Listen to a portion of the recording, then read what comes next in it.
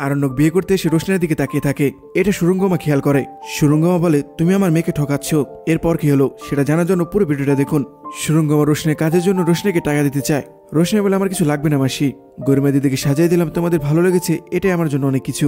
আর গরিমা দিদিকে দেখে সারজি যখন চোখ ফেরাতে পারবে না, এটাই আমার জন্য গিফট। গরিমা মনে মনে বলে, তুমি আমাকে অনেক জ্বালিয়েছ, এবার দেখো আমি তোমাকে দিয়ে কি করাই। রোশনী সুরঙ্গমাকে বলে, আর একটু সাজানো বাকি আছে, আমি তাহলে শেষ করি। রোশনী আবার সাজাতে থাকে। সুরঙ্গমা মনে মনে বলে, যদি গরিমা জেদ ধরে বসে না থাকতো তাহলে কবে আমি রোশনীকে আরণ্যকের থেকে দূরে করে দিতাম। কিন্তু কি করব, গরিমা তো আরণ্যককে ছাড়তে চায় না। কিন্তু আমি আমার মেয়েকে কথা দিয়েছিলাম, রোশনীকে তার জায়গা আমি দেখিয়ে দেব। আমি আমার কথা রাখতে পেরেছি। রোশনী সাজানো শেষ করে সুরঙ্গমকে জিজ্ঞেস করে, মাসি দেখো তো কেমন লেগেছে। সুরঙ্গমা বলে, আমার মেয়েকে আমার সবসময় ভালো লাগে, তার থেকে ভালো গরিমার বন্ধুদের কাছে জিজ্ঞেস করা যাক গরিমাকে কেমন লাগছে। গরিমার ফ্রেন্ডরাও বলে, হ্যাঁ গরিমাকে অনেক সুন্দর লাগছে।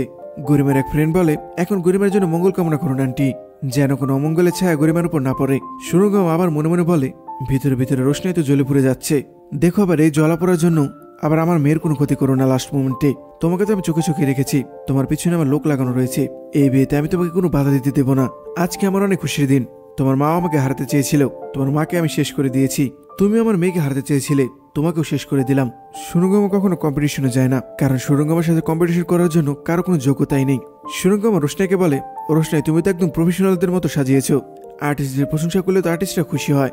তোমার জন্য তো নতুন একটা দিক খুলে গেল, নামও হবে টাকাও হবে। মেকআপ আর্টিস্টদের তো অনেক টাকা ইনকাম, তাই না? সুরঙ্গমা বলে, আমি তাহলে এখন যাই, বরণডালা সাজাতে হবে।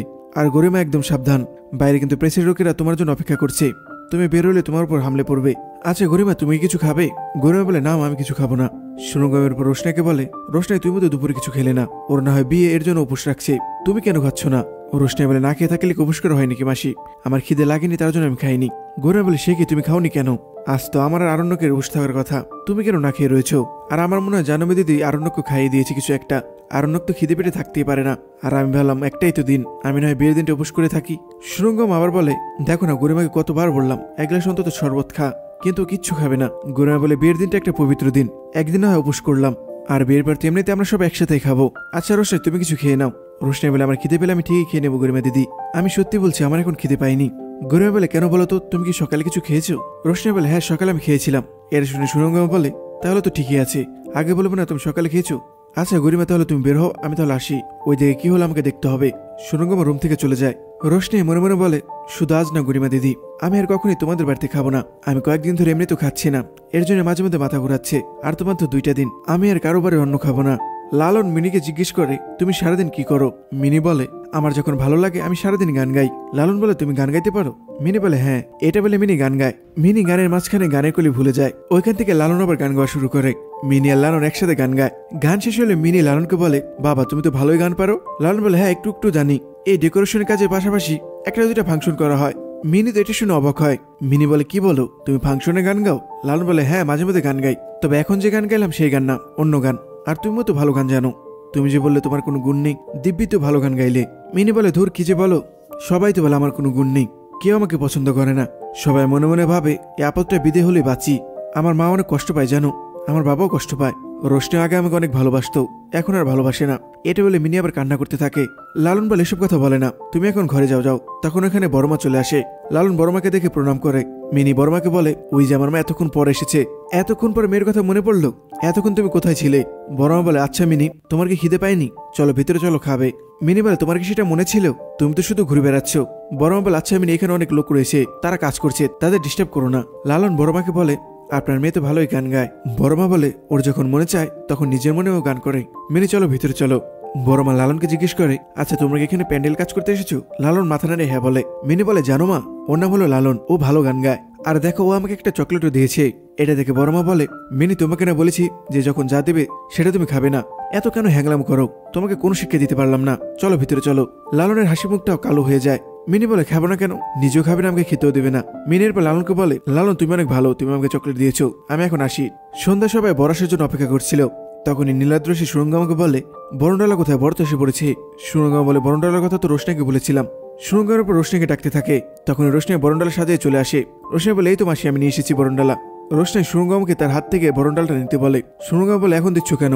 এখন তো আমার শাড়ি নষ্ট হয়ে যাবে, এসো একটু পরে নিচ্ছি। এরপর সবাই গেটের কাছে যায়। আরণ্যকদের বাড়ির সবাই গেটের সামনে অপেক্ষা করছিল। আরণ্যকে দেখে মনে হচ্ছিল আরণ্যক অনেক খুশি। আরণ্যক হাসি মুখে সুরঙ্গমকে প্রণাম করে। আরণ্যকের মুখে হাসি দেখে রোশনাইয়ের কষ্ট হতে থাকে। মিনি রোশনাইকে দেখে রোশনাই বলে ডাক দেয়। মিষ্টু মিনিকে ধমক দেয়। আরণ্যক রোশনাইয়ের দিকে তাকিয়ে থাকে। এটা দেখে সুরঙ্গমা মনে মনে বলে, এখনো রোশনাইয়ের দিকে তাকিয়ে রয়েছো? তুমি যাতে সারা জীবনে রোশনাইকে না দেখতে পারো সেটার কথা আমি ভাবছি। এতদিন তুমি যা করেছো। বিয়ের পর আমি আর তোমাকে কিছু করতে দেবো না। আমি আমার মেয়েকে কষ্ট পেতে দেবো না। মিনি আবার রোশনাইকে ডাক দেয়। রোশনাই শোন না। সুরঙ্গমা মিনিকে বলে, রোশনাই তো পালিয়ে যাচ্ছে না, পরে তো বলা যাবে, এখন তো বরবরণ চলছে। মিনি বলে, তাই বলে কি আমি রোশনাইয়ের সাথে কথা বলবো না? মিনি রোশনাইকে বলে, জানিস আজকে কি হয়েছে? আজকে একজন আমাকে চকলেট দিয়েছে। ও ভালো গানও গায়। ও বলেছে আবার আমাকে চকলেট দিবে। মিনির এসব কথা শুনে সবাই বিরক্ত হয়। রোশনাই মিনিকে বলে, মিনি আমি তোমার সব কথা শুনবো, আপাতত এই কাজটা করতে দাও। ওদিকে গরিমার একটা বন্ধু বাদে সবাই আসে আরণ্যকে দেখার জন্য। তাদের মধ্যে একজন ভিডিও লাইভ করে। তখন গরিমার কাছে থাকা বন্ধুটি গরিমাকে বলে, এই নে তোর বরকে দেখ। গরিমা ফোনের ভিডিওতে আরণ্যকে দেখতে থাকে। সুরঙ্গম আবার মনে মনে বলে, আরণ্যক তুমি আমার মেয়েকে ঠকাচ্ছ। সুরঙ্গম হাতে মিষ্টি নিয়ে আরণ্যকে বলে, আরণ্যক আমি এখন মিষ্টি খাওয়াবো, এদিকে তাকাও, চারপাশে কি দেখছো? গরিমার ফ্রেন্ডরা ভাবে গরিমাকে খুঁজছে। এর জন্য গরিমার এক ফ্রেন্ড বলে, ওই দেখ এখনই বউকে খুঁজছে, ওইটা তো মন্টপে গিয়ে দেখতে পাবেন। এটা শুনে আরণ্যক বলে, না আমি ভাবলাম ভুল করে যদি আমার বউ এখানে চলে আসে তাই। গরিমার সাথে থাকা গরিমার ফ্রেন্ড গরিমাকে বলে, জামাইবাবু কিন্তু অনেক হ্যান্ডসাম লাগছে। এরপর সবাই বিয়ে বাড়ির ভিতরে ঢোকে। ছোট থাম্মি আর দাদুকে নিয়ে আসে। দাদু বলে, এখনো তো বারিনরা আসলো না। ছোট বলে, তুমি চিন্তা করো না তো, বারিন কাকার সাথে তার মেয়ে আছে। বারিন কাকার মেয়ে বারিন কাকাকে নিয়ে আসবে ঠিকই। আমার তো তোমাদের বসানো না পর্যন্ত শান্তি লাগছিল না। ঠাম্মি বলে, সে কি রে, তুই অন্য গাড়িতে ছিলি, হুট করে নেমে আসলি কেন? ছোট বলে, কি যে বলো না মা, তোমরা কি আগের মধ্যে হাঁটতে পারো? তোমাদের ধরে নিয়ে আসার জন্য তো আমি গাড়ি থেকে নামলাম। ঠিক তখন ওখানে মাধবী আর বারিন কাকা চলে আসে। বারিন কাকা দাদুকে বলে, এই তো তোমরা এখানে, একটা কথা বলো তো, তোমার ছেলে গাড়ি থেকে নেমে খপ করে তোমাদের ধরে নিয়ে আসলো এখানে, আমাদের জন্য একটু অপেক্ষাও করলো না। ছোট বলে, সেরকম কথা নয় কাকা, আসলে আমি ভাবলাম আপনার সাথে তো আপনার মেয়ে রয়েছে, আপনার মেয়ে থাকলে আমি আপনাকে নিয়ে আসতাম। মাধবী বলে, হ্যাঁ ঠিকই তো বাবা, তোমার তো তোমার মেয়ে রয়েছে, এটা যেন সবসময় উনি মনে রাখে। আমি তো আছি বাবা, আমি সারা জীবন তোমার হাত ধরে থাকবো, তোমার অন্য কারোর হাত ধরতে হবে না। ছোট আর মাধবী দুইজনই মুখ বেঁকে অন্যদিকে তাকিয়ে থাকে। সুরঙ্গমা জাহ্নবীকে বলে, তোমরা তো দেরি করলে কেন? এদিকে তো সব আমি সামলাতে পারছি না। জাহ্নবী বলে, টেনশনে কিছু নেই, আমি চলে এসেছি, সব সামলে নেব। বড় মা মাধবীকে বলে, কি হলো মাধবী, মুখ বেঁকিয়ে রয়েছো কেন? আমার ছোট দেওয়ার যেরকম বিয়েতে ভয় পাই, তুমি কি ভয় পাও? দাঁড়াও, আমি তোমাদের দুইজনে 4 হাত এক করেই ছাড়বো। মাধবী বলে, কখনোই স্বপ্ন দেখো না বড় বৌদি, এটা কখনোই হবে না। মৌসুমী বলে, কেন হবে না? আমার ছোট দেওয়ার অনেক ভালো, একদম হীরের টুকরো একটা ছেলে। মাধবী বলে, উনি তোমার কাছে হীরের টুকরো হতে পারে, আমার কাছে কাঁচের টুকরো। এরপর দুজনের দিকে তাকিয়ে আবার ভেঙচি কাটে। মিনি আবার রোশনাইয়ের কাছে যায়। মিনি রোশনাইকে বলে, এ রোশনাই শোন, তোকে তো সব বলাই হলো না। আমাকে যে চকলেট দিয়েছে ওর নাম হলো লালন। ও আমাদের বাড়িতে ডেকোরেশনের কাজ করতে এসেছে। তোরা আমাকে নিয়ে আসলে দেখে আমি তো ভেবে করে কান্না করছিলাম, তখন ও আমাকে চকলেট দেয়। রোশনাই মিনিকে বলে, মিনি তোমাকে না বাড়ির সবাই বলেছে অচেনা কারো কাছ থেকে কিছু না নিতে। মিনি বলে, যে কেউ হবে কেন, ওকে তো আমি চিনি, ওর নাম লালন। রোশনাই বলে, ও তুমি আগে থেকে চিনো তাকে? মিনি বলে, না আগে থেকে চিনতাম না, এখন তো চিনি। ও বলেছে ও আমাকে আবার চকলেট দেবে। রোশনাই বলে, আচ্ছা ঠিক আছে, তুমি বিয়ে দেখবো তো? মিনি বলে, হ্যাঁ, বিয়ে বাড়িতে এসে বিয়ে দেখবো না তো কি করবো? আর তুই কিন্তু বিয়ের সময় পাশাপাশি থাকবি। আর শোন, বিয়ে শেষ হলে আমাদের সাথে বাড়ি চলে যাবি, কুটুম বাড়িতে বেশি থাকতে নেই। তখন সুরঙ্গমা রোশনাইকে ডাক দেয়। মিনি বলে, একদম খাটিয়ে মেয়েটাকে মেরেই ফেলবে।